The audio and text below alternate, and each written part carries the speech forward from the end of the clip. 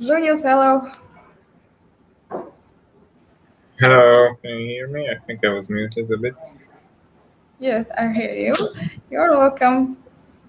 Yeah, great to having me. Thank you for that. Should I already start or? Yes, of course, that. All right. So, hey everyone. So my talk today is gonna be about global launching a game from UA perspective, and everything I will present today is not a straightforward and 100% guaranteed guide for success. There is probably no right or wrong approach, only the ones that are less or more effective depending on your situation, business model, or many other factors. So this is just our approach, what we did and what works for us. Everything will be based on real numbers and data when we were global launching our latest game, Athletics Mania, last year in July 2020. So let's jump right into it, and no pun intended. Almost everything you hear in most presentations is mostly theoretical. Like this in the picture is one of the basic moves in parkour called precision jump. And the theory behind it is straightforward. Swing your arms, lean forward, make the jump, and land. That's pretty much it. But is it really that easy? Like suddenly the reality hits you. Like knowing the theory is not enough. It all comes down to practice and experience. And the same goes with user acquisition. Otherwise, this will happen. Unfortunately, it's even worse with UA because there's money at stake. If you don't know what you're doing, you are probably not going to gain money from your applications and products, but chances are high that you are going to lose them. And I'm pretty sure you don't want to see them burn, but rather be profitable. However, you made a great first step being here in order to achieve this goal. But who is this guy? Where is he coming from to talk about this, right? So I'm CMO of PowerPlay Studio, one of the largest Slovak studios in game industry, and it is the #1 indie studio in Slovakia. The company was founded in 2007, so we are in the industry for more than 14 years. We have approximately, give or take, 70 people, and everything is done in-house by ourselves. And we are focusing on niche market, and that's why all of our games are in sports category so far. And we have more than 22 million users from all over the world across 16 games at the moment. Despite being indie and having no investors whatsoever, we are able to grow year over year in terms of revenue, making almost 5 million in 2020. And almost half of the revenue came from the new release game Athletics Mania. So first of all, what is Athletics Mania? It's an action sports game with RPG elements. There are 12 different track and field disciplines available to play, and it's also a freemium game with IAPs and IA as monetization methods that is available worldwide. Even though there are rewarding videos and interstitial ads, the game is leaning heavily towards IAPs. Like roughly around 80 to 90% of the revenue is coming from in-app purchases. So it's also a multi-platform game, so players are able to play not only on mobile, but in browser or Facebook canvas as well. Now let's talk about soft launching. It should be a crucial step before launching your mobile game. It's controlled release of your app or game in a test market outside your primary market. It gives a possibility to test on a small part of its potential audience different components of the game that you want to confirm, either user experience, retention, monetization, or whatever. So the goal of the soft launch is to test the product for the number of aspects, and it will tell you if your game will be profitable, and you should aim for global launch or simply kill it. So usually the soft launching process has multiple stages or phases depending on your objectives, but these three stages are by far the most used for heavy IAP games. First one is technical stage. The focus here is on tier 3 countries like India or the Philippines because of their low user acquisition costs. As we are working mostly with European countries, like our choice for these tests is Romania, for example. The goal is to test the app stability, identify major bugs or any other issues so they can be fixed before moving on. The second one is retention stage. In this stage, the focus is on tier 2 countries. Brazil is, for example, used a lot, but again, we are focusing on European countries and countries like Slovakia, Poland, or Croatia as an example. The objective is to make sure that the product funnels are well exercised, so the people are moving smoothly through the onboarding and sign-up process and engaging in the game as expected. The last stage prior to global launch is usually the monetization stage, where you start mixing the tier 1 countries as well. This includes wealthier countries with higher purchasing power, like US, UK, Australia, Germany, but it all depends on your target audience. The goal here is to check the profitability of the game according to UA, the conversion to paying customers, figure out average revenue per user, implement your growth models, and even start testing different marketing channels. However, there are loads of articles or guides for soft launching, so I don't want to dig any deeper into this topic and go over details. It all depends from one app to another. This is just what is considered to be the ideal and most used scenario. The world is far from ideal, however, so of course we did it differently and for various reasons. First thing we did was actually according to the best practices, and it was a technical soft launch, where the focus was on Android and Romania as a geo. It was done as soon as we had our first beta version of 3 disciplines that was 100-meter sprint, javelin, and long jump. We made a separate application on Google Play called Athletics 2020 and started testing in closed beta. Our goal was to test how different devices handle the game. So the primary KPIs here were things like app stability, FPS, loading time, and major bugs. So the second stage for us was already slightly off from best practices and most used scenario, because instead of just focusing on retention phase, we made our own all-in-one hybrid stage consisting of technical, retention, and interstitial ads test.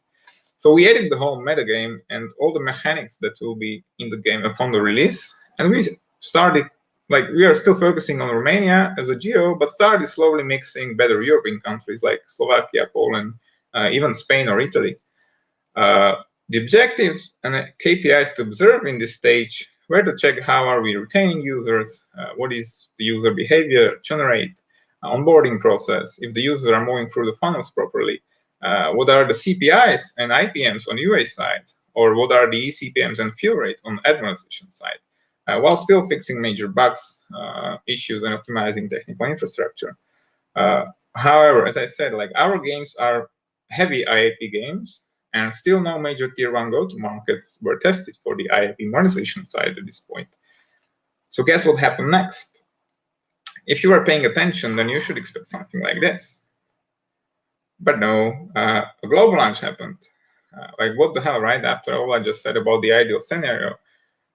So we completely skipped the most important part before going global, and we had no idea if the game would be profitable or not. Now comes a great question, why? There are two main reasons. First of all, the game is pretty much a clone from our older games. So there are some upgrades and improvements, of course, but still pretty much a clone as parts of the code are the same. So the meta concept was already proven as it is a clone and did not change much, so no point in testing it heavily either. But the biggest reason why we just went with a global launch was the seasonality and time pressure. Our games are heavy dependent on seasonality. You can't do much with winter games in summer and vice versa. So all the metrics are suffering, and it's pretty much not worth it to push UA outside the season. So Athletics Mania is a summer game, and we have only a few worth of heavy UA months before the winter season, and that's why we had to release in July already. So we just went global, and the company has some expectations from the UA team. And they pretty much look like this. Start buying people and be profitable. And just so you know, I can totally relate to your situation right now if you're just starting or being indie, because the situation in the company at the time of global launch was something like this. By the way, guys, we don't want to add any pressure, but you have to know how serious it is. The project will either be a success and perhaps we could all keep our jobs, or the project will not be profitable, and then unfortunately there is nothing that is going to generate major revenue for the company. So it's time to let some people go. So, boys and girls, what do we do? Well, before we do anything, let's talk about metrics and KPIs. There are loads of metrics. So which ones are worth looking at from UA perspective? We are about to make decisions that will either make or burn money for the company. And we definitely don't want to burn company money, as it will probably mean some people will lose their job. So let's decide, but based on what? Let's talk about DAU, short for daily active users. So it's the total number of people who open and engage with your game. Your DAU number can reveal many things. It can measure the growth rate of a product, it can reveal trends, and even indicate user behavior. Like in the athletics many example. The first decline here is an indication of downscaling the UA because of the winter season. In February and March, we started experimenting and slowly scaling the UA back a bit to see what's the response of the audience. And these spikes are the Google Play and App Store featurings. But does it tell you how much money you are making? No. So it's easy to fall into the trap of chasing a DAU goal for wrong reasons. A DAU can become a vanity number, and many companies like to share impressive DAU data that may have no actual bearing on the success of the business. Like if DAU was our KPI and main objective, I could easily buy loads of tier 3 countries like India, for example, and mission completed. However, I probably wasted money doing so and made none. CPI and IPM are very important metrics as well.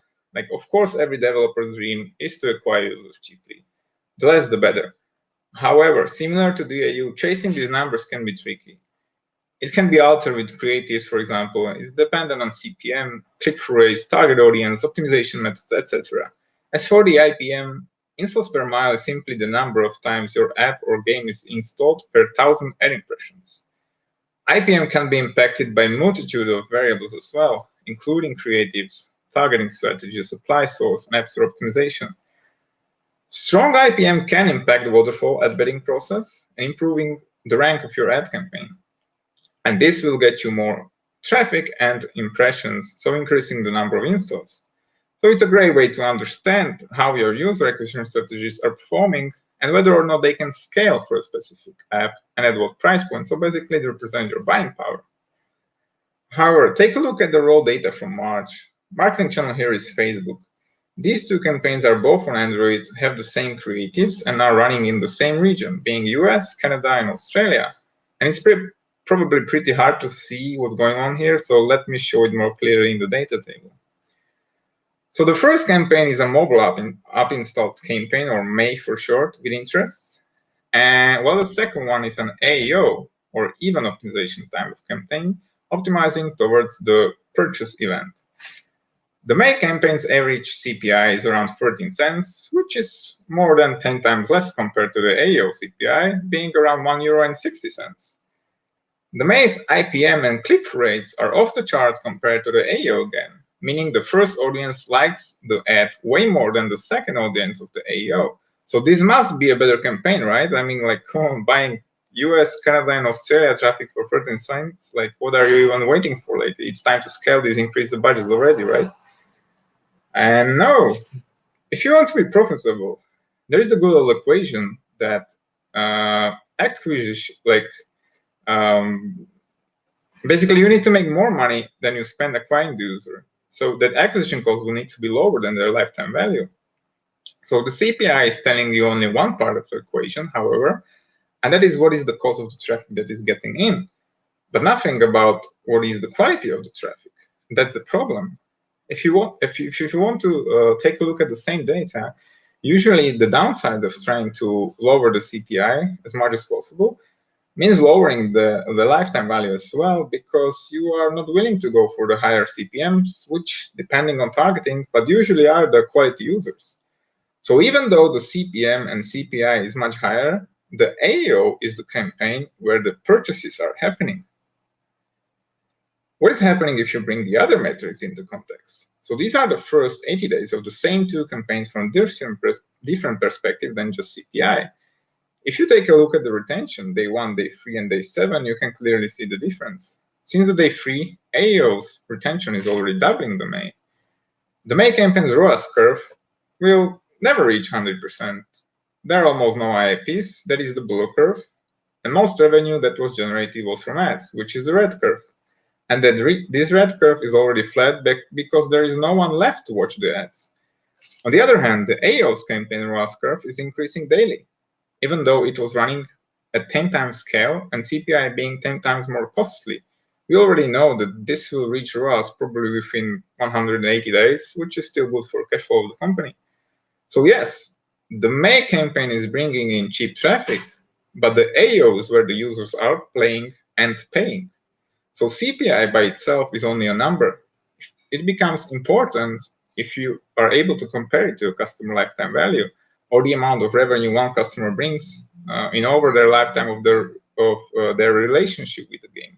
So you can't decide purely based on CPI. What about retention then? Like retention rate measures the proportion of users you retained over a specific time period. So it's a metric that's indicative of your users' affinity to the product. It's important because it helps to understand how well your app is performing over time, and it will give an indicator of game's potential. Therefore, your retention rate should be a key focus. Retention largely defines the degree of the game's success or failure. You can have the best acquisition and monetization in the market. If the retention is too low, the game will flop. This is all true, but I would like to change the statement as well, because applying this logic, we would probably never even release some of our games, like Skijamania Free is an example in the picture. I would like to add that it's the same vice versa. You can have the best acquisition and retention in the market, but if the monetization is not good, even day 30, 100% won't help you. Therefore, again, you cannot decide purely based on retention.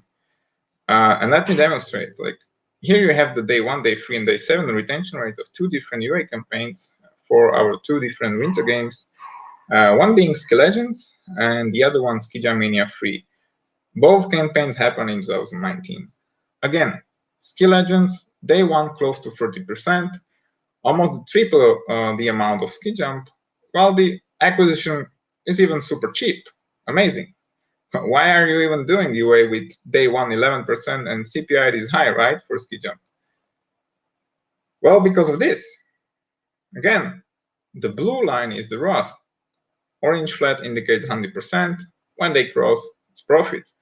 And green line, by the way, is the number of active pairs on that day, and red curve is secondary income, meaning when someone is paying in one of our other games. So despite the day 1 30%, Ski Legend is now only at 36% ROAS after 480 days, while Ski Jump is at 204 ROAS with 37K invested and day 1 being 11%. But what does it all mean? I feel like they're all secondary metrics and KPIs. Focusing purely or too much on these metrics isn't very good either. I see it this way, like they're all very important, like no doubt about that, but none of these metrics standing alone will tell you something like oh wow, like this metric is way above my benchmarks. Let's just increase the budgets because it's going amazingly well. So what is the main decision driving metric to look at if the company's goal is to be profitable then? I would say that the main KPI is and should be the ROAS curve. As long as you are reaching ROAS within the desirable time periods for cash flow of the company, then go for it. Retention, CPI, IPM, conversion to paying customers, and all the other secondary factors are just helping me to decide. But they are all connected. I like to compare it to a car. If you want to get from point A to point B, you need a car to get you there, and that is the ROAS curve itself. But what kind of car? That's when all the other metrics come in and are affecting the ROAS curve, meaning are affecting how fast you'll get there or what road to take. Retention rate, for example, could be the fuel here. You need the fuel in order to drive. The more fuel you have, the longer you can stay on the road. Are we moving slowly, for example? So let's upgrade the engine and boost the monetization, ARPU, or conversion to pairs. But the fuel itself will get you nowhere. Same goes with the engine, wheels, etc. So all these metrics, they are all connected, and I can't decide purely based on all these secondary factors. I have to decide based on what kind of car we have as a whole picture, and that is the ROAS curve.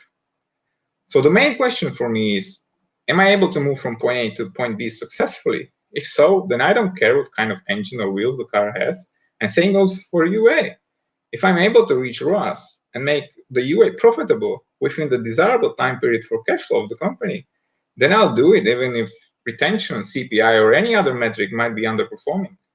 As long as you are still making more money than you're spending, basically, the business is growing. Now, when that's settled, back to our global launch situation. So a lot of pressure on us. We just went global and no idea if the game will be performing, and the game has to be a success, or else it's a very bad news for the company. So where do you start as a UA team? The company expects us to start spending money as soon as possible so the game can start generating money. But on the other hand, it's not a good idea to go big on our primary go-to-markets and waste our best and high LTV users on a potentially unfinished product. So we picked 6 geos: Germany, Poland, UK, US, Spain, and Italy, so we won't waste other markets. Of course, we started slow and low scale on both Android and iOS, and both Facebook with mobile app install type campaigns with interests, and Google with install volume campaigns with broad targeting to see what happens.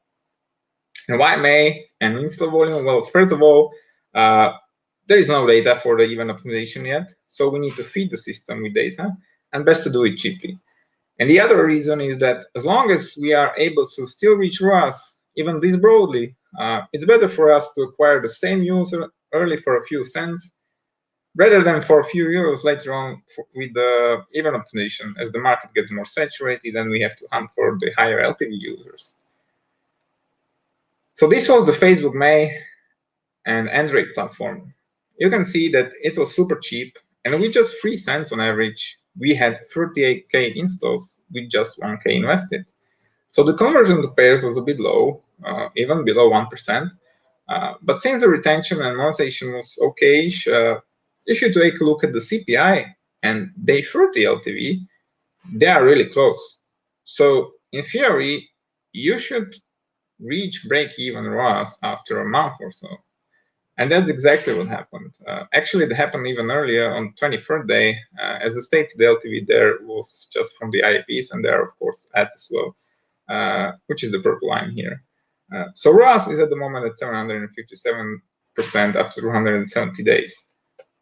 Similar story was on iOS. The early retention of iOS users is higher, but the longer one, since around day 30, it actually shifts in favor of Android. Here the CPI was a bit more expensive, but still only 7 cents. But the conversion to paying users was higher as well, at around 1%, and so was the LTV. So all in all, it took only 24 days as well to start being profitable. And you can see that even after 270 days, there are still payers that are being active. That's the green curve. This was the Google install volume. Well, let's be honest, the average retention numbers are not great, but we weren't surprised, as the goal of the install volume is to attract as many new app users as possible. So it's natural when you are going this broad with a niche product. But does it really matter? Like, what matters is if you are being profitable or not. You can see that it was super cheap, and with just 6 cents on average, we had 54K installs with just 3K invested. And the conversion of payers was a bit low as well, but understandable with the sheer amount of broad traffic. If you take a look at the CPI and the 90 LTV as well, they are close. So all in all, you should reach break even after around 3 months or so. And yep, that happened. So the ROAS curve looks like this, and now is more than 300%. There are still active pairs to this day, so it's still climbing and generating revenue even after almost a year. So yes, even Google Insta volume can help you since the day 1 of the global launch.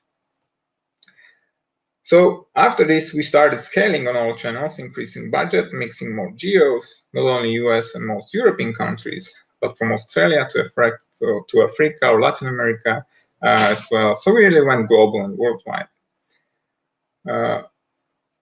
So what was happening when we scaled a bit and the investment was 37K? The average CPI jumped to 16 cents, but still decently low. Even the average conversion to paying user was higher as well. Keep in mind, the more money you want to spend, the more costly it will probably get. So it's about finding the sweet spot where you can still invest as much as possible while still being effective and profitable. as you can see, even with more money invested and acquiring users pretty much broadly, draws happened on the 77th day, so it took a bit longer, which is natural when scaling, but didn't have any problems being profitable, and we could reach ROAS in a short period of time.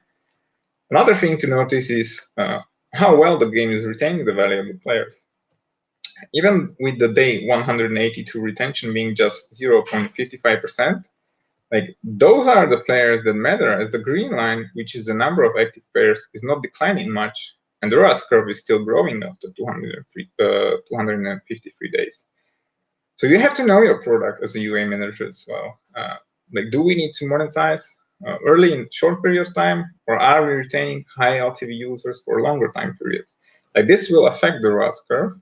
So you need to know what to expect in order to make good decisions. So we were relying on Facebook May and Google install volume for around 1 to 2 months, and first shift from the broad install volume was on Google platform, as it was less and less effective.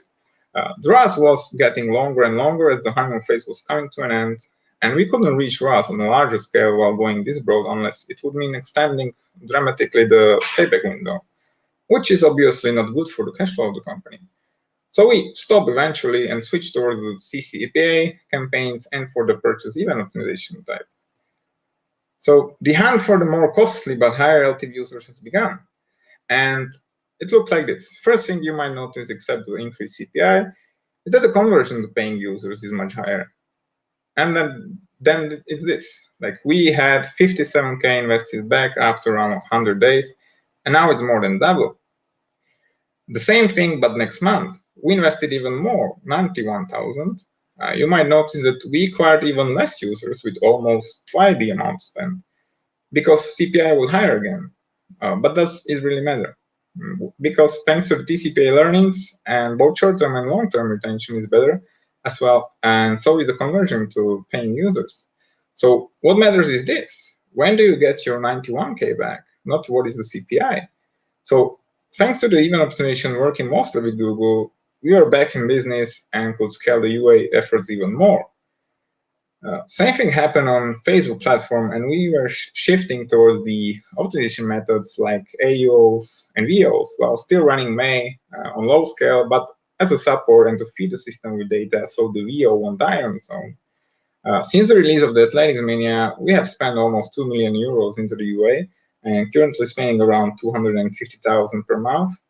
And we are exploring different marketing channels, most of the budget is going towards Google and Facebook duopoly, as we are relying on AOs, VOs, and tripling campaigns on Facebook, and TCPA and TROAS campaigns using event optimization methods on Google, and experimenting with many custom events. And what's in it for you? Well, I just show you how we did the jump, and what we think is the safest way to learn it with minimum risk involved. But I cannot make the jump for you. We are all unique individuals with different physiology and abilities. So what worked for us might not suit you to make the jump. You have to find your own way. And it's the same in the UA.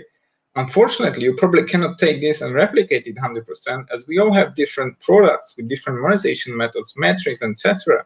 So one of the main takeaways is to know your product. Know what is specific for your application and what metrics are important, as they are affecting the ROAS curve.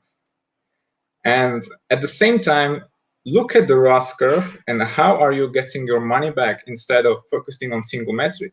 Like, that metric standing alone is just a number. And if it does not affect the ROAS curve, it doesn't matter that much. So hopefully you'll remember at least these two main takeaways from the presentation.